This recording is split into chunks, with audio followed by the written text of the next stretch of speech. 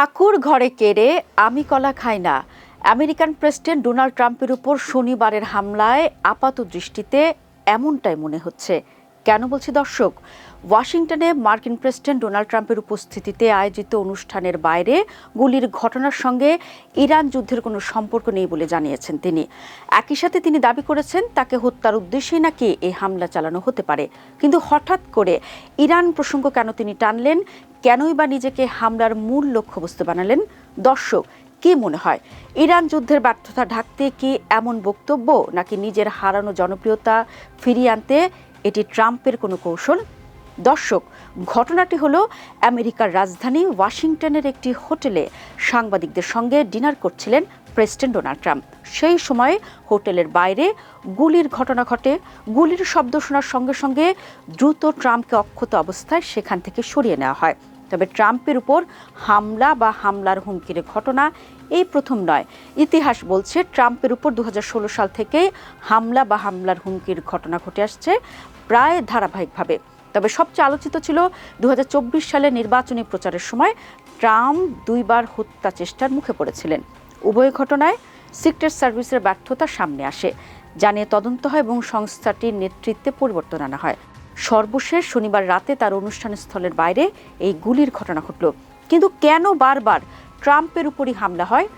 দর্শক, ডোনাল্ড ট্রাম্পের উপর হামলার ঘটনা ঘিরে বরাবরই একটি প্রশ্ন সামনে আসে। এগুলো কি নিছক বিচ্ছিন্ন সহিংসতা, নাকি রাজনৈতিক সময়ের সাথে কোনো সম্পর্ক আছে? বিশেষ করে যখন দেখা যায় নির্বাচনের আগে বা জনপ্রিয়তা নিম্নমুখী থাকাকালে এসব ঘটনা ঘটলে তা নিয়ে সন্দেহ, জল্পনা ও ষড়যন্ত্র তথ্য জোরালো হয়ে ওঠে।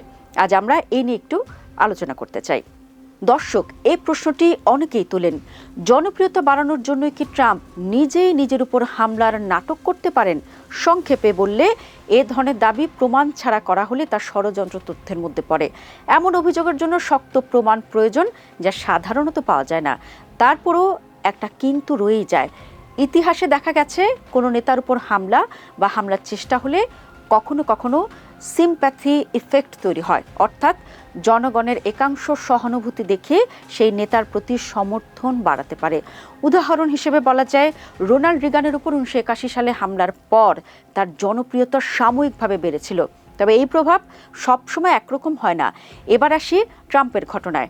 ট্রাম্পের ক্ষেত্রে যেহেতু তার সমর্থন ভিত্তি আগেই শক্ত স্থিতিশীল, তাই সহানুভূতির প্রভাব সীমিত হতে পারে, যদিও মিডিয়া কভারেজ অবশ্যই তাকে আলোচনার কেন্দ্রে নিয়ে আসে। তবে একটি কথা না বললেই নয়, আমেরিকার মধ্যবর্তী নির্বাচন সাধারণত প্রেসিডেন্টের পারফরমেন্সের উপর একটি গণভোটের মতো কাজ করে। সেখানে ট্রাম্পের উপর হামলার মতো ঘটনা কয়েকভাবে প্রভাব ফেলতে পারে। তার আগে দর্শক, এখানে একটি তথ্য দিয়ে রাখতে চাই। ওয়াশিংটনের হিলটন হোটেলে আয়োজিত হোয়াইট হাউস করেসপন্ডেন্টস ডিনারে সশস্ত্র হামলার ঘটনায় আটক সন্দেহভাজন কোল টমাস অ্যালেন সম্পর্কে বেরিয়ে আসছে একের পর এক চাঞ্চল্যকর তথ্য।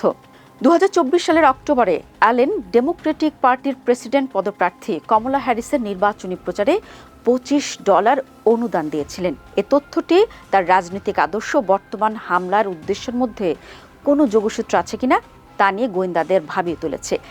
এবার আবারও চলে যেতে চাই মূল আলোচনায়। এই যে এতক্ষণ এত কথা বললাম, এই হামলাটি দিন শেষে ট্রাম্পের রাজনীতিতে কী ধরনের প্রভাব ফেলতে পারে তা একটু তুলে ধরতে চাই। প্রথমত, ট্রাম্প রিপাবলিকান রাজনীতির একটি কেন্দ্রীয় মুখ। তার উপর হামলা হলে তার সমর্থকরা আরও সংগঠিত সক্রিয় হতে পারেন, যা ভোটের টার্ন আউট বাড়াতে পারে। দ্বিতীয়ত, একদিকে সহানুভূতি তৈরি হতে পারে, অন্যদিকে যুক্তরাষ্ট্রের গভীর রাজনৈতিক মেরুকরণের কারণে বিরোধীরা এটিকে ভিন্নভাবে দেখতে পারে। ফলে সামগ্রিক প্রভাব মিশ্রই হতে পারে।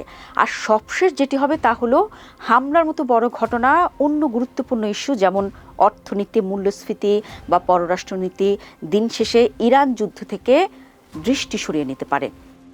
ট্রাম্পের উপর হামলার ঘটনা নিঃসন্দেহে বড় রাজনৈতিক ও সামাজিক তাৎপর্য বহন করে। তবে জনপ্রিয়তা কমলেই হামলা হয় বা নিজেই হামলা করান, এ ধরনের ধারণা প্রমাণ ছাড়া আসলে গ্রহণ করা দিন শেষে কিন্তু যুক্তিসঙ্গত নয়। নির্বাচনের আগে এমন ঘটনা বেশি আলোচনায় আসে, কারণ তখন রাজনৈতিক উত্তেজনা, মিডিয়ার নজর সর্বোচ্চ পর্যায়ে থাকে। এসব ঘটনা সাময়িকভাবে সহানুভূতি তৈরি করতে পারে এবং নির্বাচনী কৌশলে প্রভাব ফেলতে পারে, কিন্তু এর দীর্ঘমেয়াদী প্রভাব নির্ভর করে বৃহত্তর রাজনৈতিক প্রেক্ষাপট, অর্থনীতি এবং ভোটারদের মূল উদ্বেগের উপর।